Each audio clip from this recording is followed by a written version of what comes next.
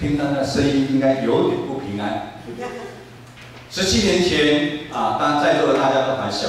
17年前，台湾发生了一个 SARS， 那也是从中国广东传过来。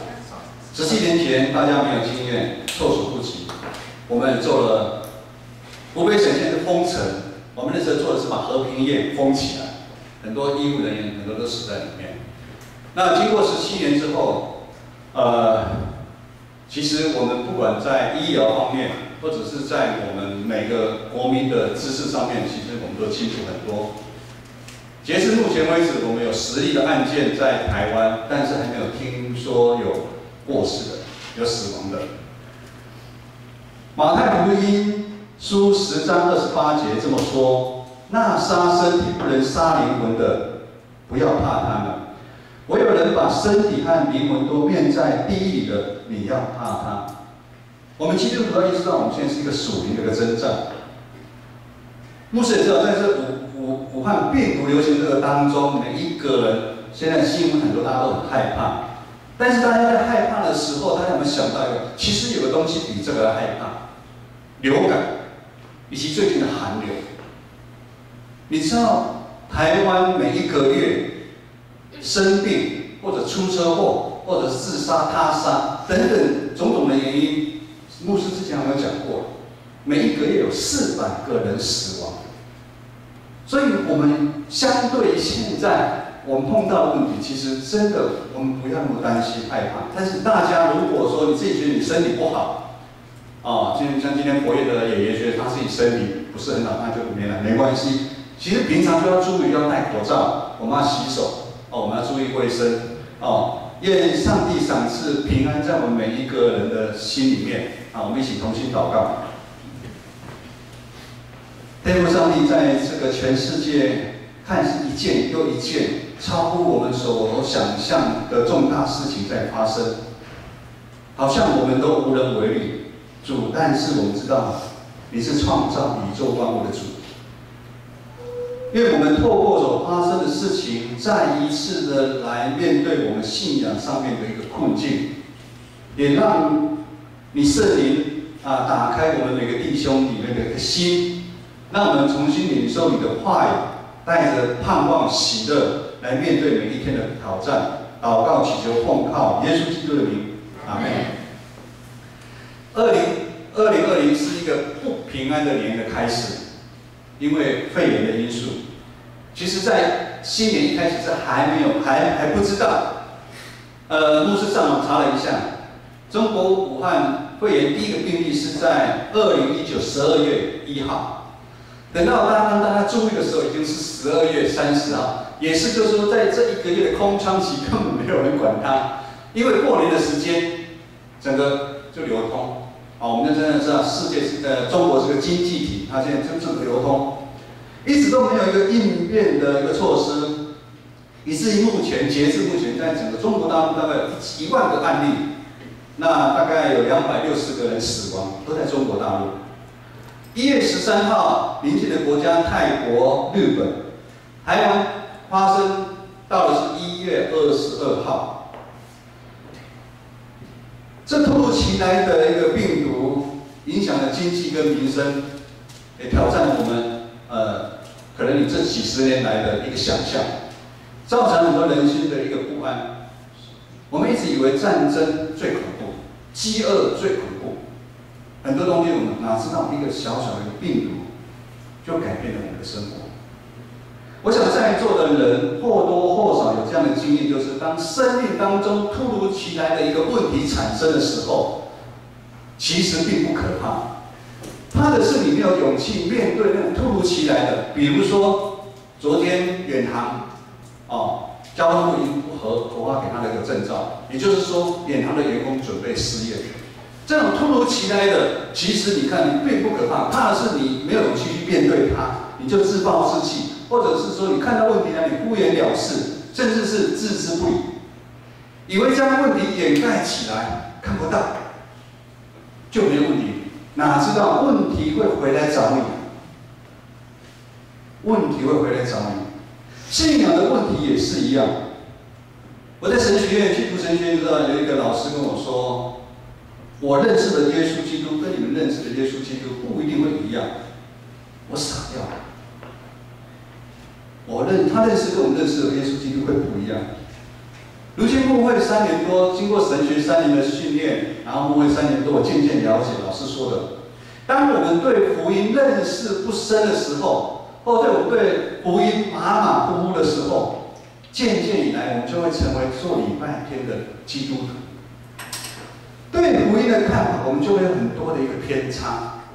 新的一年虽然开始不平安，盼望透过加拉太书这一卷书，让我们重新来调整我们的信仰。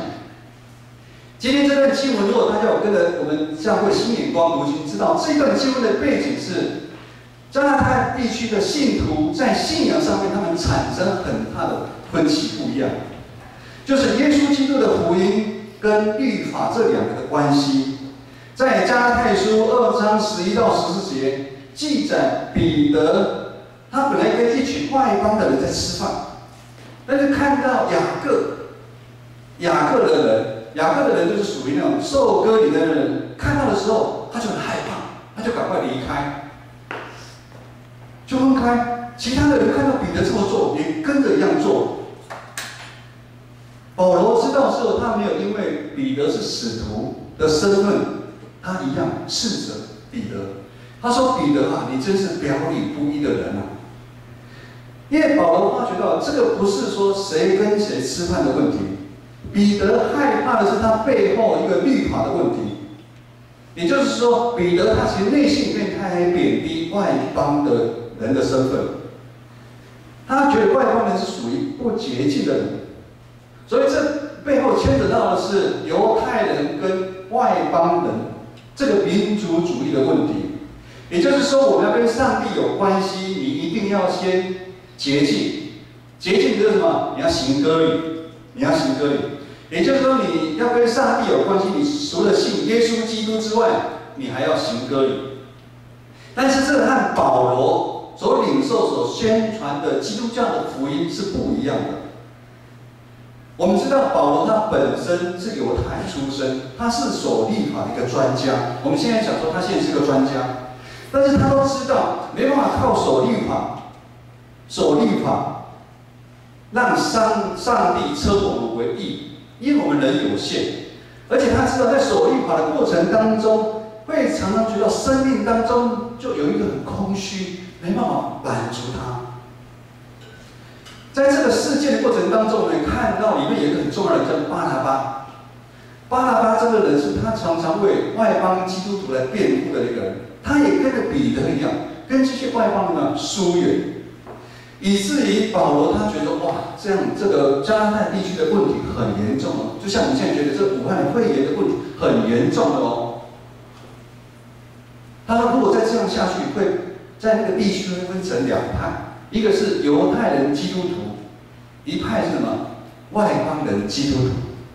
甚至到最后，他们根本没办法了解保罗所传的基督福音的标准跟重点是什么。这个福音是耶稣基督十字架的救赎恩典的意义。要是这样子，保罗在今天21节有说，那基督的牺牲就白白的牺牲了。保罗他知道只守律法会产生有两个内在跟外在好的一个效果。在内心层面，守律法的人他会带来一个骄傲，另外呢，就是很害怕。外在显在外在的就是会有排斥他者，然后造成纷争。在我们21世纪，现在有很多的教会，常常利用宗派的不一样，强调自己的教会比其他的教会好。我的教会是灵恩一点的，灵恩传统，我比你们好。这个也是律法主义的一个显现。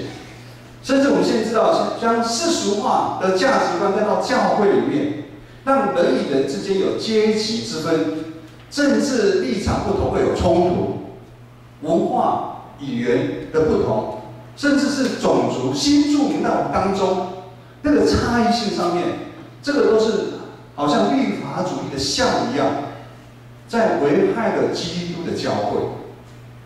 让现在的教会离保罗所传的耶稣基督的福音距离越来越远。弟兄姐妹，当我们看重律法大过耶稣基督的福音，福音就离我们越来越远，教会就不再是教会。牧师要讲一个例子，这是发生在我们附近的某间教会。那个牧师是我的学长，他已经离开了。他曾经跟我分享，有一次他在讲台上讲道完之后，他的长老就跟他严重的跟他讲，牧师，以后讲道的当中，你中间不要参插华语，一定要全程用台语来讲。牧师就跟他解释，我们当中有很多弟兄姐妹，他们听不太懂台语的，在重要的时候我要用华语，他们听得懂。牧师说不行，那个长老说不行，也就是长老说，不管教会因为坚持某件事情让人越来越少，他觉得反正以后我也看不到，就是要讲台语。我们知道教会有它的文化跟传统，我们需要保持。但是我们知道，我们长老教会在今天这个主日，我们总共用了10几种语言在做礼拜。原住民各族中各种语言在做礼拜，客家族群任何族群在做礼拜，这是非常可取的一个地方。但如果这个中间我们要小心，就是我们不可以让保罗所讲律法这个的东西阻碍福音的广传。也就是当这个长老在这样讲，其实他是在让福音广传。我们为什么会有第二堂？因为真的很多弟兄姐妹听不懂。我们有很多的新住民来到我们台湾，在生活，其实他听不懂。马太福音书7章14节这么说：通往生命的路是窄的，路是小的，找到的人也少。不是每一个称呼我主啊主啊的人都能够进天国，唯有遵行我天父旨意的人才能进去。这两段圣经节其实大家都很熟悉。这两段圣经节也但是提醒我们，受洗不代表你一定可以进天国，受洗代表你只是拿到天国的门票。如果受洗之后，我们还有很多的律法，律法是什么？我们的财富、地位、权势的约束，或者是旧的一个思想、行为观念一样捆绑着我们的时候，以至于让我们不想去改变。这个就是保罗所说的，跟基督要所传的福音没有相合。如果你是这样子的，你要小心，你到底是不是基督徒？那我们到底是不是基督徒呢？在圣洁的上帝跟有罪的人类的中间，有一道很深很深的一个鸿沟。人们长久以来想透过靠做善事、道德观、宗教的力量、知识才能来到上帝的这一边，得到丰富的生命，但是那是不可能的。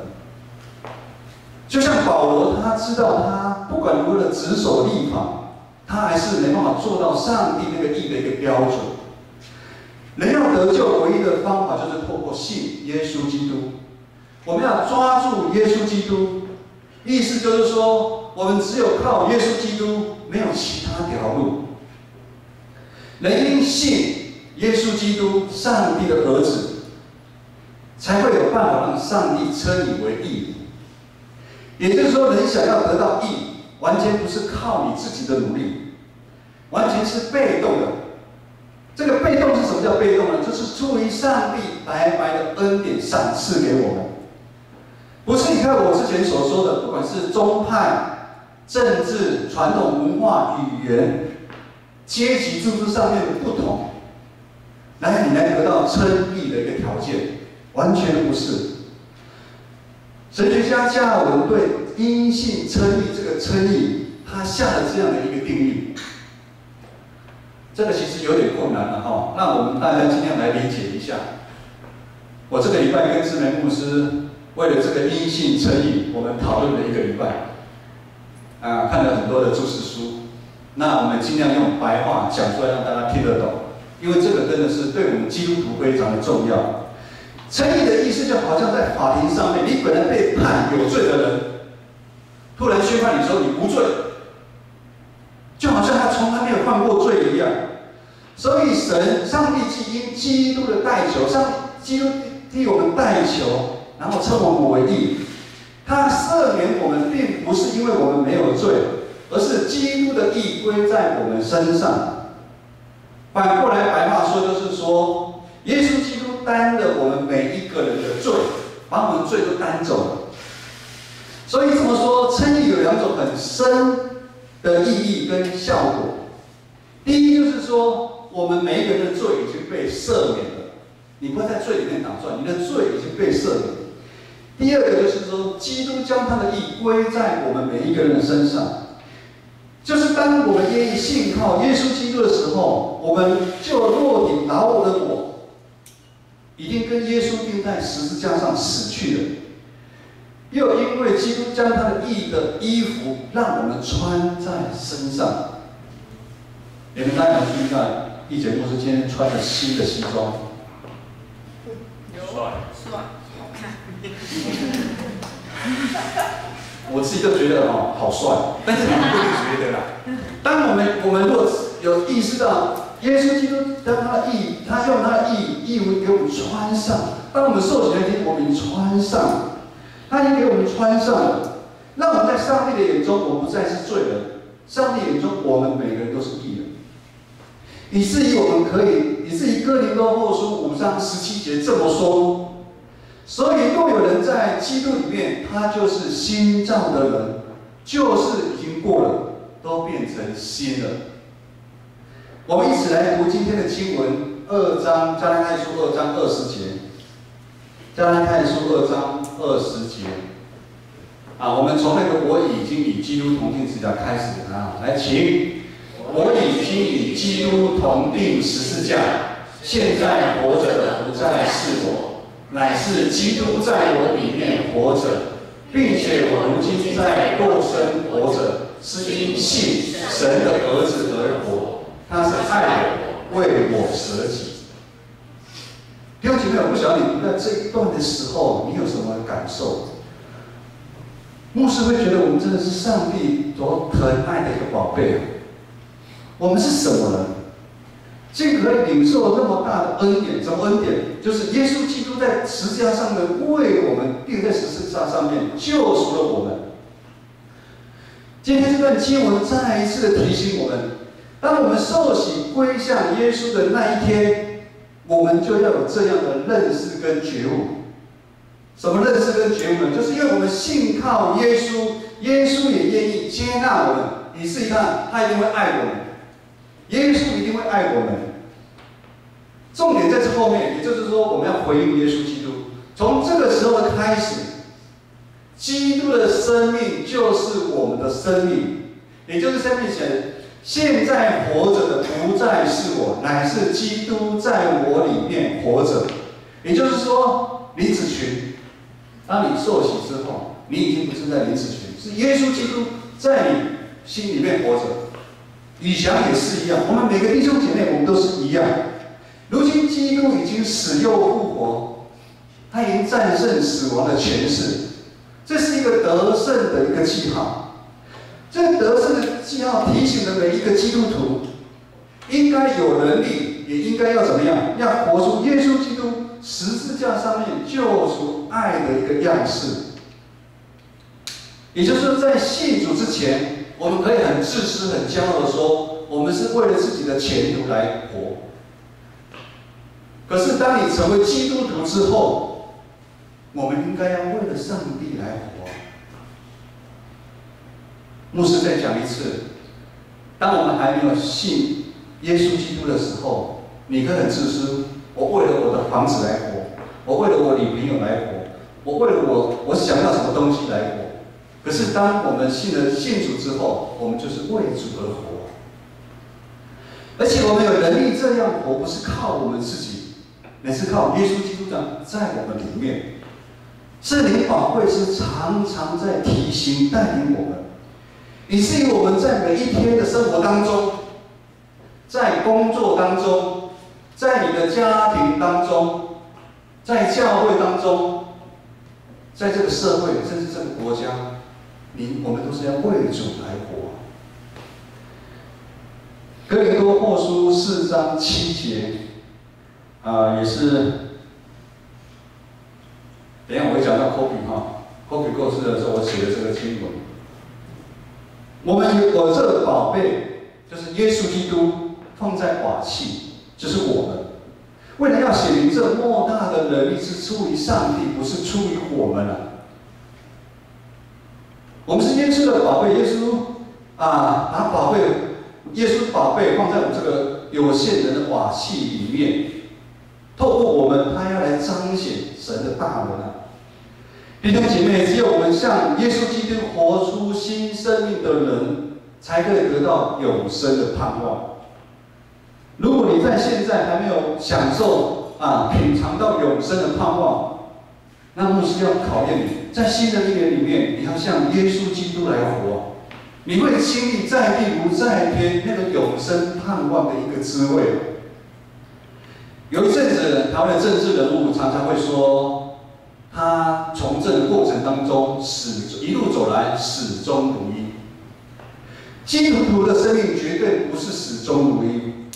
我们每一个人都不完全，我们每一个人很多的软弱，很多的问题。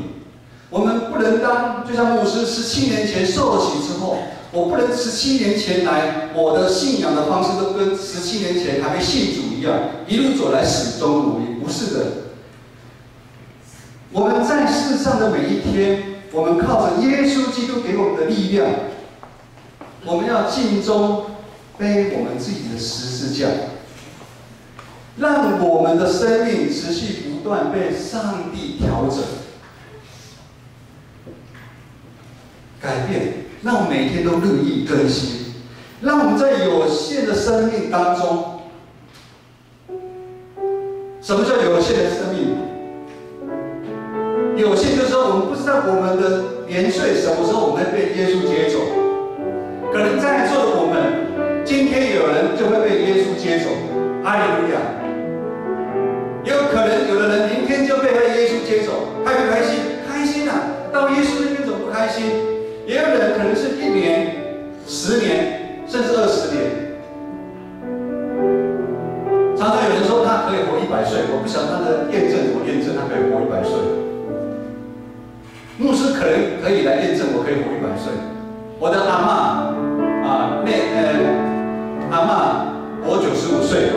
我的外婆104岁，现在活着。如果2个除起来，我可能可以活到99岁，有这个长寿基因。大年初2，在座年轻人很喜欢的科比布莱恩走掉了，大家都非常的震惊。我觉得不会输武汉的肺炎，好多人都觉得好惋惜，好可惜哦。可惜什么？可惜他41岁。他身价100亿，他正要享受的时候就被接走了。可是牧师的看法不一样。我是特别上网去查，他在打篮球职业的阶段，他每天4点起来，他说他知道洛杉矶的清晨长怎么样，他持续很认真在练习。甚至他到最后一刻，他是为了他女儿要去比赛，然后过世。于是我在我的 FB 上面写了，他当跑的路，他已跑尽了，他已经完成耶稣基督上帝给他的任务，回到天家了。所以他可不可惜？不可惜啊！可惜的是，我们弟兄姐妹，让你活到100岁，让你在每一天里面有尽忠背你的十字架。那真的是浪费了。牧师在我的书桌上面，我写了我要成为怎样的牧师。我随时在提醒我自己，我要成为怎样的牧师。弟兄姐妹，我们生命中每一天所做的，一定要跟福音相合啊，才能让我们的生命越来越有耶稣基督馨香的味道。直到那一天，我们都会有一天，我们都见到耶稣基督的面。我们可不可以让耶稣基督来赞美我们？就像福音书里面所说说的，你真是又好又敬重的奴仆啊！我们一起来用感恩的心来唱这首歌，你的爱来回应上帝。我们一起站起来唱。